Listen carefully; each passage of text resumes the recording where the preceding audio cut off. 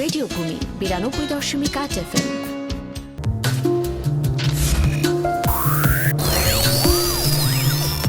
সুস্মিতার সবুজ ওড়না উড়ে যায়, সুস্মিতার সবুজ ওড়না উড়ে যায়, ছুঁয়ে যায় নিঝুম মফস্বলের মাঠ, সবুজ মাঠ, ছুঁয়ে যায় দুঃখিনী মায়ের দুঃখিনী ললাট।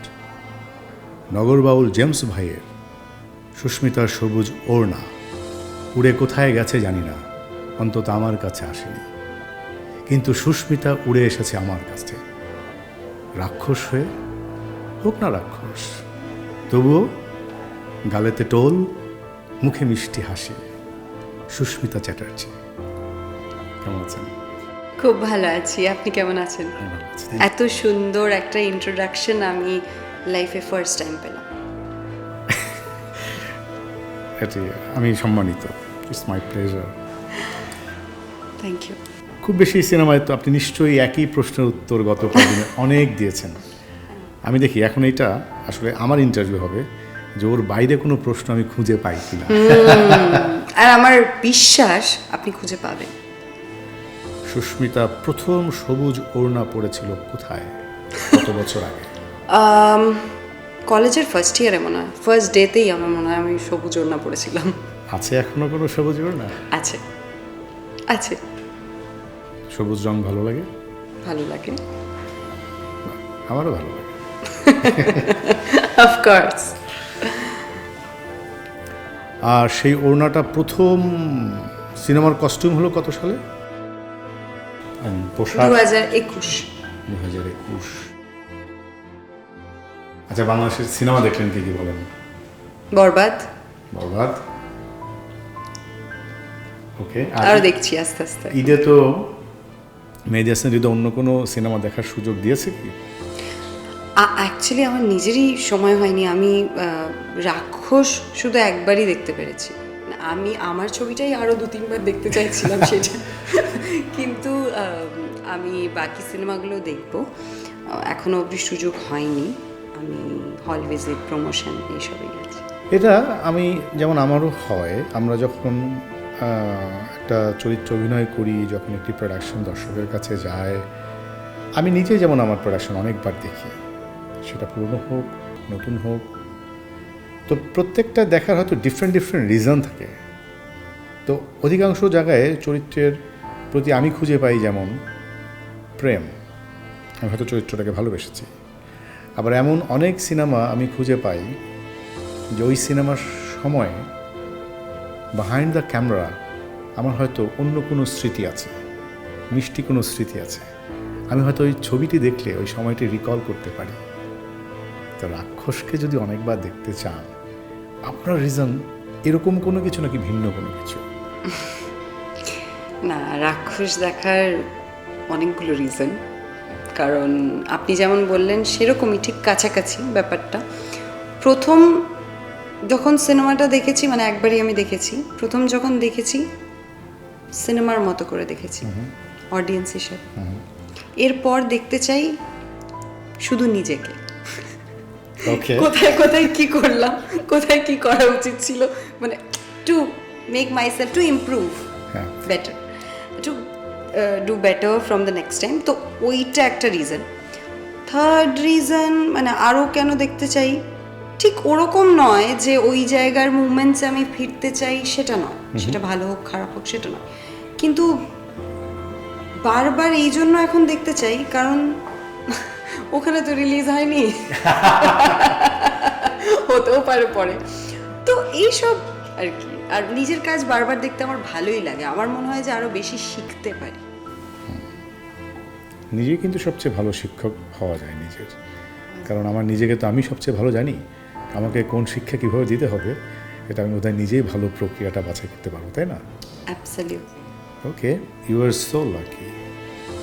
আমাদের অনেক বন্ধুদের, আমরা যারা প্রফেশনালি প্রথমে থিয়েটার শুরু করেছি বা টেলিভিশন অ্যাক্টিংয়ে এসেছি, আমাদের অনেক চ্যালেঞ্জ নিতে হয়েছে, স্পেশালি এইটা যে তুমি এটাকে পেশা হিসেবে নিতে পারো কি না বা পারবে কি না, সম্ভাবনা বাংলাদেশে কতটুকু আছে। ইভেন একটা সময় ছিল যে ফাইন আর্টসে, চারুকলাতে ছেলে মেয়েদের পড়তে দিতে চাইতেন না প্যারেন্টস, কিন্তু এই চিত্র আমরাই পরিবর্তন করেছি, আমাদের সহকর্মীরা, আমাদের বন্ধুরা, আমাদের অগ্রজরা পরিবর্তন করেছে। ফাইন আর্টসের অনেক স্টুডেন্ট অনেক জায়গায় কন্ট্রিবিউট করেছে, সেটি দেশে, সেটি মানুষকে, সেটি ইন্ডাস্ট্রিকে, এবং অভিনয় শিল্পী হয়ে এখন অনেক সম্মানের পেশার জায়গায় বা সম্মানের জায়গায় অনেক অভিনয় শিল্পী পৌঁছে গেছে।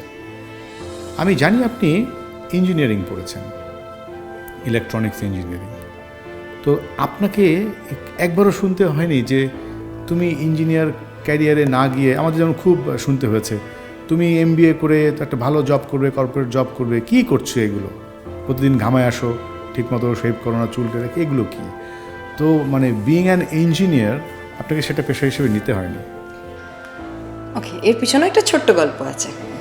আমি ছোট থেকেই অভিনেত্রী হতে চেয়েছিলাম। মফস্বলের মেয়ে আমি, কলকাতার মেয়ে নয়। তো আর পড়াশোনাতেও ভালো ছিলাম। তো আমার মা বাবা সবসময় আমায় বলেছে যে মাম্মা, তোমাকে গ্র্যাজুয়েশন কমপ্লিট করতে হবে, তারপরে তোমার যেই পথে যাওয়ার ইচ্ছা, যেই প্রফেশনে যাওয়ার ইচ্ছা, তুমি সেটা চুজ করো, চেষ্টা করো, কিন্তু আগে তোমাকে গ্র্যাজুয়েশন কমপ্লিট করতে হবে। আমি কলকাতা আসি ইঞ্জিনিয়ারিং পড়তে, ইঞ্জিনিয়ারিংয়ে চান্স পেয়ে আমি কলকাতা আসি। আমি ইঞ্জিনিয়ারিং কমপ্লিট করার পর ভালো একটা বড় কোম্পানিতে চাকরি পাই হায়দ্রাবাদে। তারপর বাড়িতে যাই, বলি যে বাবা মা, আমি চাকরিটা জয়েন করব না, কারণ আমি তো বলেছিলাম আমি অভিনেত্রী হতে চাই। তখন আমার মা বাবার প্রথমে ছিল ভয়, কারণ আমার বাবা বলেছিল যে মাম্মা, আমি ইন্ডাস্ট্রিতে কাউকে চিনি না, ফিল্ম ইন্ডাস্ট্রিতে কাউকে চিনি না, কোনো নাম্বার বা কোনো মানুষের, কোনো বন্ধুবান্ধবের হেল্প আমি চাইতে পারবো না, কাউকে আমি চিনি না, কেউ নেই আমার ইন্ডাস্ট্রিতে, আর আমি প্রডিউসারও নই, প্রডিউস করতে পারবো না। মিডল ক্লাস ফ্যামিলি থেকে বিলং করি আমি। কিন্তু বাবা বলেছিল যে ঠিক আছে, তোমার যখন এতই ইচ্ছা, তোমাকে আমি 2 বছর সময় দিচ্ছি, তুমি 2 বছর চেষ্টা করো, যদি না পারো তাহলে আবার তুমি চাকরির ইন্টারভিউতে বসবে। তো থ্যাঙ্কস টু গড আমার 2 বছর লাগেনি। আমার তারপরেই আমি শুরুটা হয় আমার একটা ন্যাশনাল ব্র্যান্ডের মডেলিং দিয়ে। আমি ফার্স্ট মডেলিং করি একটা ন্যাশনাল ব্র্যান্ডের, বড় ব্র্যান্ডের। তারপরে আস্তে আস্তে আমার অনেক ব্র্যান্ডস আমাকে কন্ট্যাক্ট করতে শুরু করে দেয়, আর সঙ্গে সঙ্গে আমি আমার প্রথম ছবিটা পেয়ে যাই, থ্যাঙ্কস টু গড। তো আমরা ছোটোবেলা থেকে শিখে এসেছি যে নো দাই সেলফ, তো পাশাপাশি টিচ দাই সেলফ, সেটাই হতে পারে, তাই না? আমি প্রথমে বলি যে love myself, then I can do anything and everything else with myself. ভালোবাসার কথাই যেহেতু আসলো, তাহলে নিশ্চয়ই আপনি নিজেকে সবচেয়ে বেশি ভালোবাসেন। সবচেয়ে বেশি। তারপরে কাকে ভালোবাসেন? মা বাবা। আর যদি নরনারীর প্রেম আসে? সেটা পরে দেখছি, কিন্তু কাজ আছে তার মাঝখানে, কাজকে আমি ভীষণ ভালোবাসি। এই সৌভাগ্য এখনো হয়নি এত বছর বয়সেও? হ্যাঁ, নরনারীর প্রেম জীবনে আসেনি? না না, আসেনি তা না। আমরা অনেক রকম আলোচনা শুনি, সোশ্যাল মিডিয়ায় শুনি, আমরা তো বাড়িয়ে বাড়িয়েও শুনি, কোনোটা জানিও না, বেশি বেশিও শুনি, কিন্তু আমরা তো শুনি, কিন্তু নরনারীর প্রেম জীবনে আসেনি। না না, এসেছে, মানে আসেনি তা না, বাকি আবার যখন আসবে আসবে। আচ্ছা, যখন আসবে মানে আবার যখন আসবে, মানে এসেছিল, চলে গেছে। তা আমরা যে এই সৃজিত ভাইয়ের যে ফুটেজগুলো দেখেছি বা ইন্টারভিউগুলো দেখেছি, মানে আমরা এখন 2025 বাস করি, তো এগুলো জীবন থেকে চলে গেছে। এগুলো পুরোটাই তো রিউমার, বিকজ ছবি রিলিজ হচ্ছিল তখন আমার, সো অনেক প্রমোশনস করতে হয়েছে, অনেক জায়গায় একসাথে যেতে হয়েছে, তাই জন্য এই রিউমারটা হয়েছে, বাট আসলেই না। মেহেদী হাসান হৃদয় অ্যালার্মিং ডিরেক্টরের সঙ্গে গিয়েছিল, এখন কিন্তু আপনার সঙ্গে যাচ্ছে সব জায়গায়। সাপ দেখেছেন তার বাসায় কখনো? রিয়েল যেই প্রেম বা যেই সম্পর্ক ছিল, সেটা অ্যাকচুয়ালি ইন্ডাস্ট্রির বাইরের ছিল। ওকে, সেটা নিয়ে কোনো দিনও কোনো কল্পনা হয়নি, কোথাও লেখা হয়নি। এই যে সুস্মিতা কেবল আনফোল্ড হতে শুরু করেছে, লেটস ট্রাই মোর। না না, বাট এটা সত্যি কথা, মানে আমারও খুব এই ব্যাপারটা ইন্টারেস্টিং লাগে, যে আমাকে নিয়ে এখনো অবধি যা যা রিউমার্স সেগুলো সত্যি নয়, কিন্তু সত্যি আসলেই যেটা পার্সোনাল লাইফে ঘটেছে সেগুলো নিয়ে কোনোদিনই লেখা হয়নি, কারণ কেউ জানতেই পারেনি, বুঝতেই পারিনি, ভাবতেই পারিনি, আজকে তো জানান না বিকজ ইন্ডাস্ট্রির বাইরে বলে। পেশায় কিসে আপনার পেশা তো ছিলর কথা, past is a West okay okay okay okay first alright okay আমরা ওখানে। আচ্ছা, কিন্তু দাদা বাসায় সাপ, আমরা এটা শুনেছি উনি সাপ নিয়ে আসেন। শ্রীজাদের বাসা কি সত্যি সাপ আছে তার বাসায়? হ্যাঁ হ্যাঁ আছে তো। কি সাপ? এই রে, এত তো আমি জানি না, ওকে, বাট অনেকগুলো সাপ আছে, আমরা সবাই জানি। বাংলাদেশের আপনি বরবাদ দেখেছেন, তার মানে শাকিব খানকে দেখেছেন। আর নিশোর কাজ অন্য প্রোডাকশনে বা দেখেছেন ছবি অন্য কোথাও? আমাদের নিশো, আফরান দেখবো নিশো এবার, দম দেখবো। দেখেন, আমার যেমন এটা ভালো লাগে, আমরা ইন্ডাস্ট্রিতে যারা কাজ করি কিছুদিন আগ পর্যন্ত, এবং এই যে মেহেদী হাসান হৃদয়, বা এখন আমরা গত 10 বছরে যে ডিরেক্টরদেরকে ফিল্ম নিয়ে আমাদের একটা জেনারেশনে কিন্তু আমরা আমাদের এটা বাংলাদেশের গল্প বলছি, আমরা যে এফডিসির ভিতরে আমাদের যে ফিল্ম কর্পোরেশন আছে, কর্পোরেশনের মধ্যে চলচ্চিত্রটা খুব আটকে ছিল, এবং আমরা ছোট পর্দার মানুষ ছিলাম, আমরা বড় পর্দার এরকম করেই বলতো, তোমরা ছোট পর্দার, আমরা বড় পর্দার, হ্যাঁ এরকম করেই সবসময় তারা কথা বলতো। এখন এই পর্দাটাকে এক করে ফেলেছে। আর এখন তো আমি যেমন ব্যক্তিগতভাবে বিশ্বাসই করি না, এখনও বড় স্ক্রিন ছোটো স্ক্রিন বিশ্বাসই করি না, কারণ এই যে আপনি যে বরবাদের কথা বলেন, আপনার যে ছবি রাক্ষস, এও অনেকে দেখবেন মোবাইলে দেখবে। তো এই ডিরেক্টররা যখন আমাদেরকে সুযোগ করে দিল, এবং তাদের অনেক স্ট্রাগল, ইভেন আমি নিশ্চিত আমি যখন হৃদয়বার সঙ্গেও বসবো, আমি তার বা আমরা টুকটাক বিভিন্ন সময় শুনেছি, প্রত্যেক ডিরেক্টর অনেক স্ট্রাগল, আমাদের অ্যাক্টরদের চেয়ে বেশি স্ট্রাগল করে কিন্তু ডিরেক্টররা। তাদেরকে প্রডিউসার খুঁজে বের করতে হয়, ডিস্ট্রিবিউটর খুঁজে বের করতে হয়, আর্টিস্ট তৈরি করতে হয় বা খুঁজে বের করতে হয়, তারপরে সিনেমাকে আবার ভিন্ন একটা রূপে বা ভিন্ন প্ল্যাটফর্মে নিয়ে যাওয়া বা ভিন্ন উপায়ে দর্শকের কাছে পৌঁছে দেওয়া। তো সেই জায়গা থেকে আমাদের ছোট পর্দা থেকে, মানে যাদের শুরুটা ছোট পর্দায় হয়েছে, তাদের মধ্য থেকে আমরা নিশোকে অনেক বেশি দেখি, এবং চঞ্চলকে দেখেছি, অপূর্বকে আমরা সিনেমায় পেয়েছি, শাকিব খানকে যেন আমরা সবসময় আমার বড় পর্দাতেই দেখেছি। আমাদের এখন এই মুহূর্তে যেমন 2026-এর রোজারিতে আমরা চরম একটা কম্পিটিশন দেখছি 5টি মুভির মধ্যে, এবং অনেক রকম বক্তব্য দিচ্ছে, এবং কেউ কেউ একটু আক্রমণাত্মক বক্তব্যও দিচ্ছে বা মন্তব্যও দিচ্ছে, কিংবা হয়তো মন্তব্যটা আক্রমণাত্মক ছিল না, এখন এই কাটাকাটির যুগে হ্যাঁ কেটে যে একটি লাইন তুলে দেওয়া হয় সোশ্যাল মিডিয়ায়, এরকম পেয়েছি। তো এই বিষয়টাকে আপনি মানে কী করে দেখেন, আদৌ আপনি নোটিস করেন কি না, যে এক অভিনয় শিল্পী আর এক অভিনয় শিল্পীকে নিয়ে কথা বলছে, চ্যালেঞ্জ ছুড়ে দিচ্ছে? কম্পিটিশন সব জায়গায় থাকা ভালো, বাট হেলদি কম্পিটিশন থাকা খুব ভালো। পলিটিক্সের ব্যাপারটা আমি এখনও অবধি ঠিক বুঝে উঠতে পারিনি, আমার আরও কিছু বছর সময় লাগবে এই পলিটিক্সের মধ্যে ঢুকতে, বাট পলিটিক্স আছে সেটা আমি জানি। আর আমার মনে হয় যে এখন এই সব বিষয়গুলো আমি খুব বেশি নোটিস করি না, আমি নিজের মতো চলতে চাই, আমি নিজেকে নিয়ে এত ব্যস্ত জীবনে, আমি নিজেকে এত ভালোবাসি, নিজেকে নিয়ে এত ব্যস্ত যে আর কারণ নিয়ে ভাবার জন্য আমার কাছে সময় নেই। নিজের প্রতি ভালোবাসাটা কি প্রখর! খুব ভালো। আপনার আসানসোল? কুলটি, হ্যাঁ আসানসোল কুলটি। আমাদের জাতীয় কবিও বেড়ে উঠেছে ওইখানে, আপনি সেখানে যান? এখন যান? আমি মাঝে মাঝে যাই, বাট মোস্টলি মা বাবাই আসে আমার সাথে দেখা করতে কলকাতায়। ওকে, আমি মাঝে মাঝে যাই মা বাবার কাছে। আপনার অ্যাক্টিংয়ে আসতে পারে যে আগে বাংলাদেশের চলচ্চিত্রটা, এই চলচ্চিত্রে আপনাকে হ্যাঁ বলতে বাধা দিয়েছে? মানে বাংলাদেশে কাজ করতে না মানে পুরোপুরি বাংলাদেশে পার্টিকুলার রাক্ষসে কাজ করতে বাধা দিয়েছে কে? কেউ না, আমি নিজের, मैं खुद अपनी मालिक हूँ, हाँ अपनी मालकिन हूँ, আপনার মালকিন খোদ।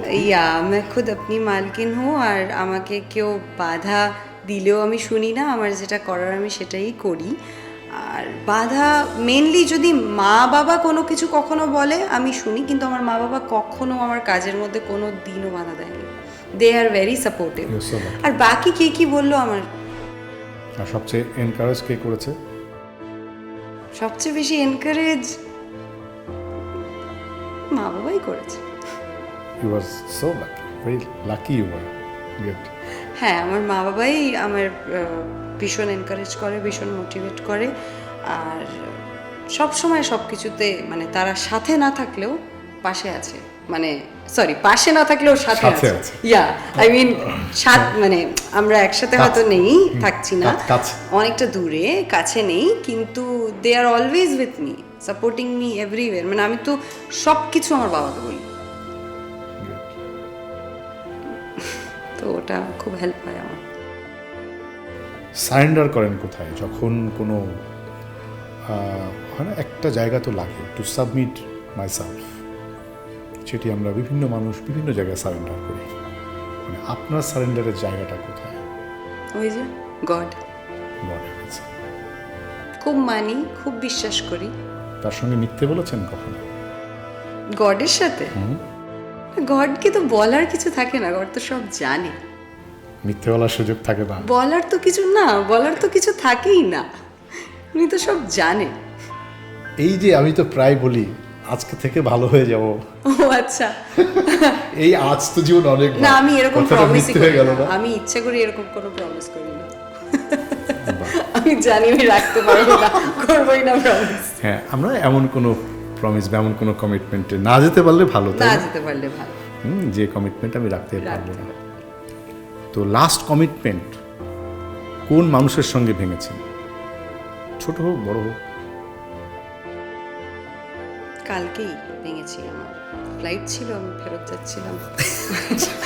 আমি আমাকে এটা না বললেই নয়, আমি কালকেই একটা কমিটমেন্ট ভেঙেছি, কিন্তু সেটা মানে যার সাথে ছিল উনিও জানেন, মানে তারাও জানে যে আমি খুবই ব্যস্ত আছি এখানে, অ্যান্ড সেই জন্য আমি বেঁচে গেছি, মানে ঝাড় খাইনি, বকা খাইনি, কিন্তু কালকেরই কমিটমেন্টটা আমি ভেঙেছি, and আজকেও যেটা ছিল সেটাও আমাকে ভাঙতে হয়েছে। সুস্মিতা উড়ে যাবে কবে দেশ ছেড়ে? এবারের মতো? আর কয়েকদিন, বাট আবার আমি আসছি পরের মাসে। সুস্মিতা উড়ে যাক তার বাবা মায়ের কাছে, তার প্রিয় মানুষ যিনি তাকে এনকারেজ করেন, হয়তো ইন্সপিরেশনও হিসেবে কাজ করে কখনো কখনো, এবং সত্যি যে শিল্পীর কাজে তার বাবা মার আশীর্বাদ থাকে, কিংবা যে কোনো কর্মে বাবা মার আশীর্বাদ থাকে, সেই কর্ম নিয়ে অনেক দূর যাওয়া যায়, এটি আমার বিশ্বাস। তো সুস্মিতা অনেক দূরে যাক, কেবল একটি বর্ডার, শিল্পের কোনো বর্ডার হতে পারে না, আমরা বর্ডারে বিশ্বাস করি না। এই বর্ডার পেরিয়ে পুরো পৃথিবীতে, শুধুমাত্র মেহেদী হাসান হৃদয়ের ছবিতে নয়, পৃথিবীর সকল মানুষের হৃদয়ে পৌঁছে যাক, সেই শুভকামনা সুস্মিতার জন্য। ভালো থাকবেন Sushmita. Thank you so much, আপনিও ভালো থাকবেন।